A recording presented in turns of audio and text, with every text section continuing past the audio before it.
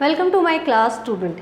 आज की क्लास में हम सीखेंगे sentences, noun and phrase and verb phrase. जैसा कि सेंटेंसेस किसे कहते हैं? सेंटेंसेस वाक्य को कहते हैं। वाक्य किसे कहते हैं? जब हम कोई शब्दों को एक मीनिंगफुल अरेंजमेंट देते हैं तो उसे हम सेंटेंस कहते हैं। तो फिर आप कहोगे कि ये नाउन फ्रेज क्या है? इसके लिए सबसे पहले हम जानेंगे कि नाउन किसे कहते हैं। नाउन आपको पता है, it's a name of a thing और a person, it's a naming word. And what is phrase? Phrase एक ऐसा शब्दों का समूह है जो अपने आप में कोई अर्थ नहीं रखता, लेकिन जब यह वाक्य के साथ जुड़ता है और नाउन की तरह काम करता है, संज्ञा की तरह काम करता है, तो उसे हम नाउन फ्रेज कहते हैं। फिर हम इसमें इसी स्लाइड में हम आगे इसी क्लास में पढ़ेंगे वर्ब फ्रेज। वर्ब, जैसा कि आप जानते हैं, वर्ब होता है एक्शन वर्ड। एक्शन वर्ड का मतलब होता है क्रिया, जो हम एक्शन करते हैं, रोना, singing, dancing, running, all these are verb. लेकिन फिर फ्रेज, तो वर्ब फ्रेज एक ऐसा शब्दों का समूह है जो क्रिया की तरह, वर्ब की तरह सेंटेंस में काम करता है। नाउन फ्रेज, अभी हम इसके डेफिनेशन की तरफ ध्यान देंगे। नाउन फ्रेज कहते किसे हैं?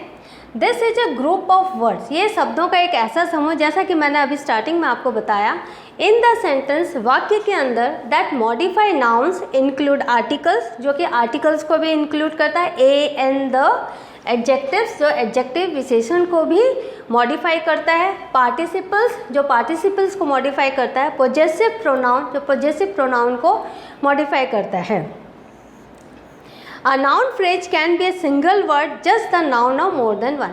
और ये हमेशा याद रखने का है कि ये जो नाउन फ्रेज है वो एक सिंगल वर्ड भी हो सकता है और ज़्यादा से ज़्यादा मोर देन वन वर्ड भी हो सकते हैं। अभी आप ये देख रहे हो noun phrase. A noun phrase can be a single word, just the noun और मोर देन वर्ड। हमने आपको बताया जो नाउन फ्रेज होते हैं वह एक सिंगल वर्ड भी होता है और शब्दों का ज़्यादा समूह भी हो सकता है। यहाँ हमने देखा एग्जाम्पल में, आई लव रीडिंग बुक्स। अब रीडिंग बुक्स को मैंने हाईलाइट किया है। रीडिंग बुक्स, आप ये देखो, ये रीडिंग बुक्स, ये जो है अपने आप में इसका कोई अर्थ नहीं है। बुक पढ़ रहा है, कौन पढ़ रहा है, ना सब्जेक्ट ना प्रेडिकेट, कुछ भी नहीं। तो हम क्या कहते हैं? इसे फ्रेज कहते हैं। आई लव रीडिंग बुक, ये हो गया पार्टिसिपल, रीडिंग बुक्स। तो यहाँ पर हमने देखा ये एक नाउन फ्रेज है। सिर्फ हम ये नहीं कह रहे हैं, हम सिर्फ ये नहीं कह रहे हैं कि यह एक नाउन यहाँ हो गया बुक्स और पार्टिसिपल हो गया रीडिंग बुक्स।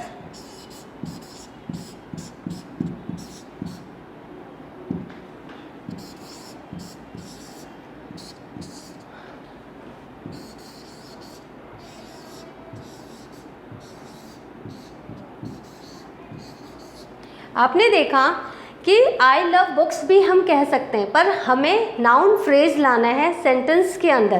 तो अगर आपको कोई ऐसा शब्द मिले, एक ऐसा सेंटेंस मिले जहाँ पर I love reading book, I love swimming in the pond, तो इस तरह से आप सेंटेंस में आपको तुरंत समझना पड़ेगा कि ये जो रीडिंग बुक्स है, swimming in the pond, swimming in the ocean, climbing the हिल, इस तरह से, क्लाइंबिंग हिल, इस तरह से अगर आपको सेंटेंसेस मिलते हैं तो वो फ्रेजेस होते हैं जो कि नाउन फ्रेजेस होते हैं। हम नेक्स्ट स्लाइड में जाएंगे। अब आप कहेंगे कि नाउन फ्रेज कैसे काम में लाते हैं, तो हम ये पढ़ेंगे कि सेंटेंस में नाउन फ्रेज किस तरह से काम में आते हैं। सबसे पहले एज ए सब्जेक्ट हम इसको, नाउन फ्रेज को यूज़ करते हैं। Second, as a direct object हम इसे यूज़ करते हैं। Third, as a object of a preposition हम इसे यूज़ करते हैं। और फोर्थ है इनडायरेक्ट ऑब्जेक्ट। अब आप कहेंगे सब्जेक्ट, एज ए सब्जेक्ट हम इसे कैसे यूज करते हैं? एज ए सब्जेक्ट हम इसे जब यूज करते हैं तो हमने क्या देखा यहाँ? The yellow house is for sale. अब द येलो हाउस ये एक फ्रेज है।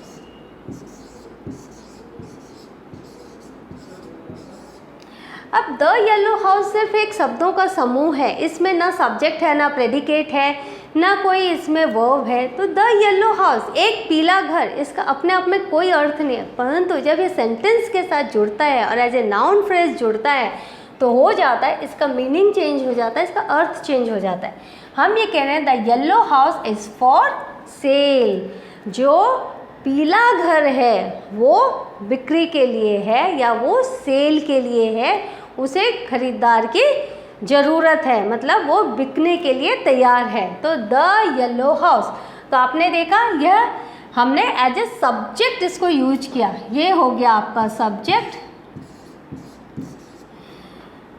इज फॉर सेल, ये हो गया आपका पूरा predicate. Is for sale is all predicate.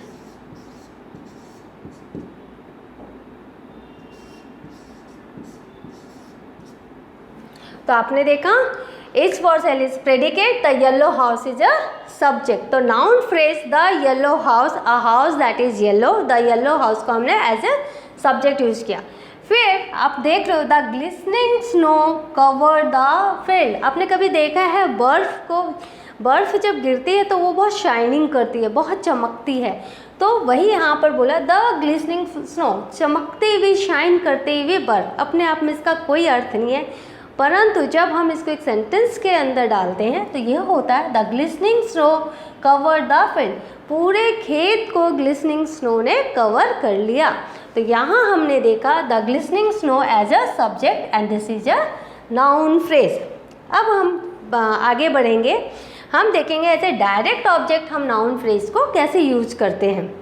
अब ये देखो ऑब्जेक्ट, ऑब्जेक्ट हम कैसे जानते हैं, पहले मैं ये बता दूं, जब भी हम कोई सेंटेंस लिखते हैं हम ऑब्जेक्ट बताते हैं। ऑब्जेक्ट मतलब हु और व्हाट, आपको सेंटेंस में जानना पड़ेगा हु और व्हाट। जैसे हु, व्हाट,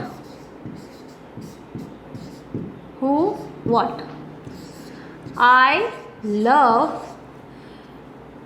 क्रिकेट।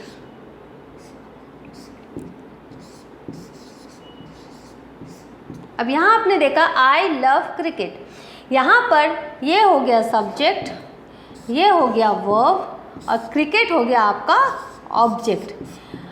मैं पसंद करता हूँ, मुझे प्यार है, हु और व्हाट, किससे, क्रिकेट से। तो यहाँ पर है I want a skateboard. अब आप देखो आई हो गया सब्जेक्ट, वॉन्ट हो गया आपका वर्ब, अ स्केट बोर्ड हो गया ऑब्जेक्ट।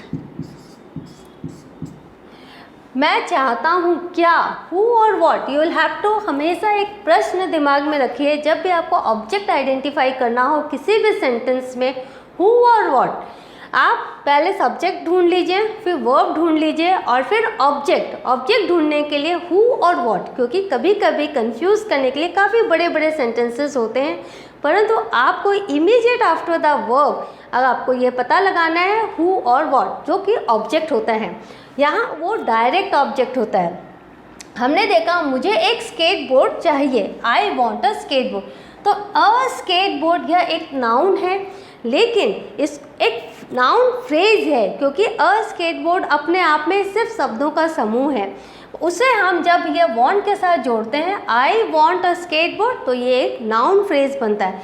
मैं यहाँ ये भी लिख सकती हूँ I want to sell a skateboard, I want badminton set, I want cricket bat, कुछ भी, लेकिन ये एज ए ऑब्जेक्ट हमने स्केट बोर्ड को यूज़ किया as a noun phrase.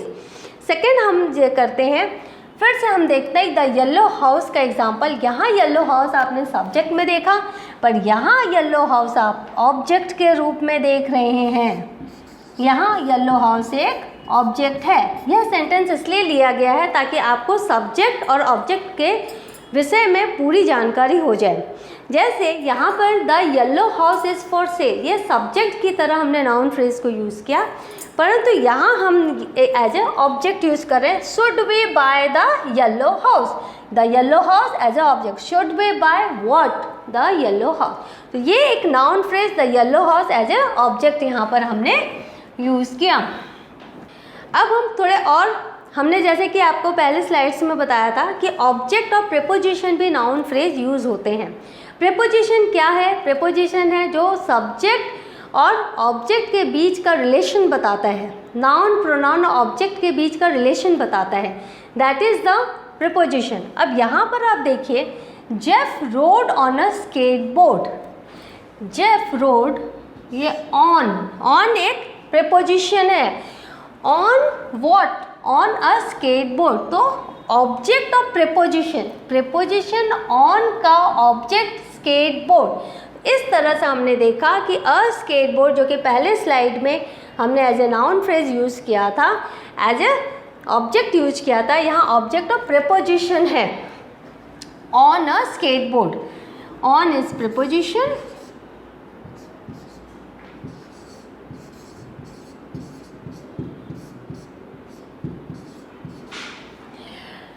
Karan lives in the yellow house. फिर आप देखो, सिर्फ द येलो हाउस नहीं है, हमने एक प्रीपोजिशन यूज़ किया है इन। अब इन द फॉरेस्ट भी हो सकता है, इन द अपार्टमेंट भी हो सकता है, इन द रेड हाउस भी हो सकता है। तो ऑब्जेक्ट ऑफ द प्रीपोजिशन क्या है? The yellow house. तो हमने नाउन फ्रेज को as a object of preposition use किया। ऑब्जेक्ट ऑफ प्रीपोजिशन, ये ऑब्जेक्ट है,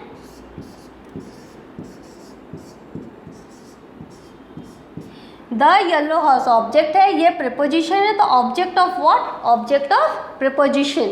तो कभी भी जब भी कोई सेंटेंस आता है, आप हमेशा याद रखिए, अंग्रेजी में, इंग्लिश लिटरेचर में कहीं भी जब आप एक सेंटेंस पढ़ते हैं तो उस सेंटेंस में ग्रामर का हर एक रूल हम देखते हैं और हमें आइडेंटिफाई करना पड़ता है कि ये कौन सा रूल है, क्योंकि इस तरह से क्वेश्चंस ग्रामर में पूछे जा सकते हैं कि ऑब्जेक्ट ऑफ प्रीपोजिशन कौन सा है, ऑब्जेक्ट कौन सा है, नाउन फ्रेज कौन सा है। अब हम देखते हैं इनडायरेक्ट ऑब्जेक्ट। हमने लास्ट स्लाइड में देखा डायरेक्ट ऑब्जेक्ट, आई वॉन्ट अ स्केटबोर्ड। अ स्केटबोर्ड एक डायरेक्ट ऑब्जेक्ट था, मुझे क्या चाहिए? अ स्केटबोर्ड। यहाँ हम इनडायरेक्ट ऑब्जेक्ट के में नाउन फ्रेज यूज़ कर रहे हैं। Lisa gave the little boy a candy. Lisa gave the little boy, ये हो गया आपका इनडायरेक्ट ऑब्जेक्ट। इनडायरेक्ट ऑब्जेक्ट, ये क्यों आपका इनडायरेक्ट ऑब्जेक्ट हो गया? लीजा गेव अ कैंडी अगर रहता तो अ कैंडी आपका डायरेक्ट ऑब्जेक्ट हो जाता, लेकिन द लिटिल बॉय, उस छोटे से बच्चे को लीजा ने कैंडी दिया।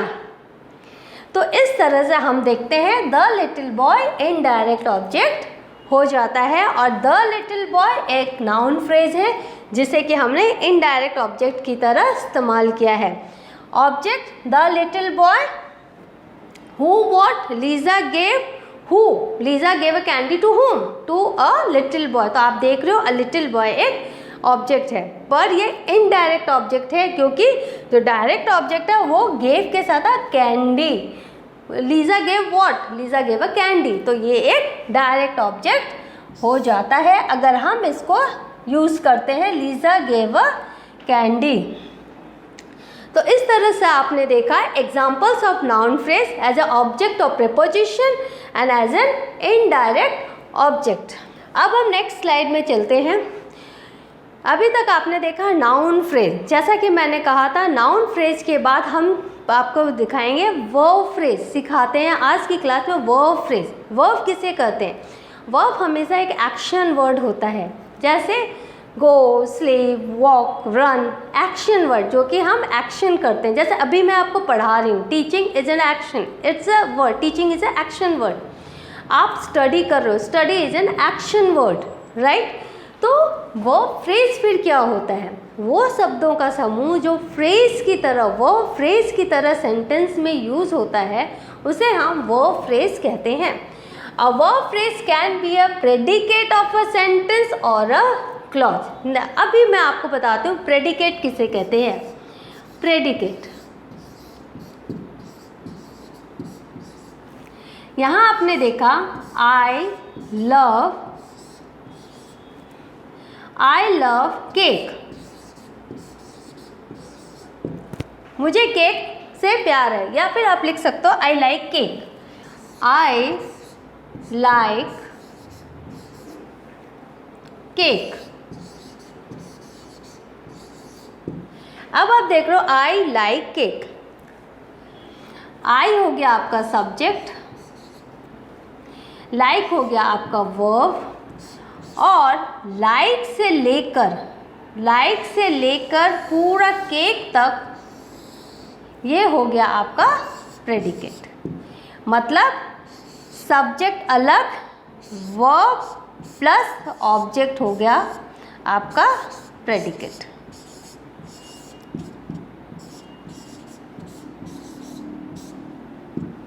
अब आपने देखा प्रेडिकेट किसे कहते हैं।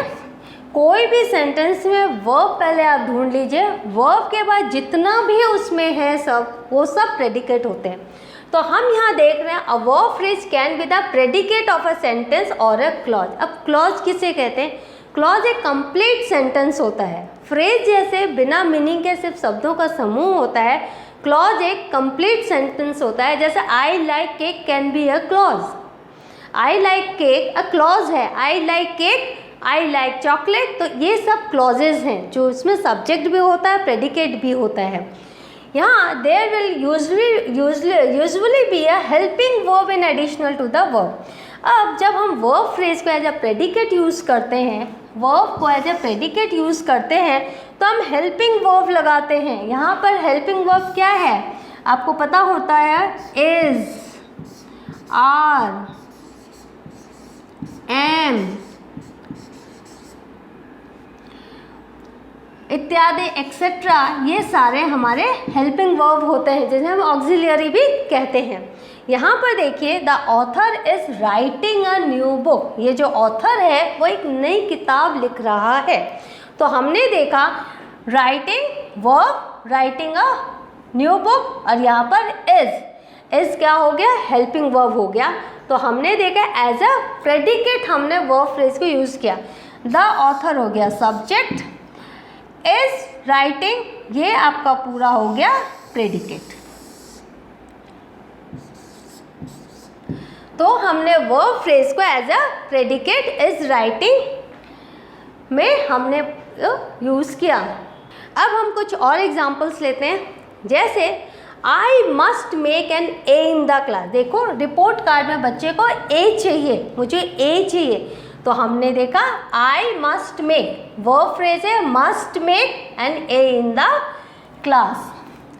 फिर हम देख रहे हैं the dog might eat the cake, इस डॉग के पास से केक हटाओ नहीं तो ये खा जाएगा, डॉग केक के पास आ चुका है।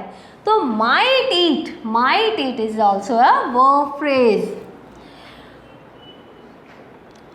अब ये देखिए a verb phrase can also be a phrase that functions as an adverb or as an adjective. Adjective इसका मतलब है कि हम इसे adverb की तरह भी यूज कर सकते हैं और adjectives की तरह भी यूज कर सकते हैं। Adverb किसे कहते हैं? जो verb को क्वालिफाई करता है, जो शब्द verb को क्वालिफाई करता है वो adverb कहलाता है। और adjectives आपको पता है जो विशेषण होते हैं, that has a verb and its complements, objects और modifiers। अब यहाँ देखो एग्जाम्पल में adjectives हो गया, adverb adjective, जिसमें एक verb भी होगा, उसके complements भी होंगे, उसका object भी होगा और modifier भी होगा। एग्जाम्पल देखो running on the wet floor, running on the wet floor, गीली जमीन पर दौड़कर she slipped and broke her arm. Running on the wait floor, गीले जमीन पर दौड़कर शी स्लिप्ड, वो स्लिप हो गई और उसने अपने बाँह उसकी टूट गई जैसे। तो running on the wait floor हो गया आपका वर्ब फ्रेज। और हम एग्जांपल जैसे लेते हैं fill up the gas tank to help it run better. To bake a cake you need flour and sugar। तो देखो आप to help it run better verb phrase है, to bake a cake verb phrase है, finally I have saved enough to buy a car, यहाँ पे to buy a car एक verb phrase है। तो इस तरह से आपने सीखा verb phrases और हमने सीखा noun phrases।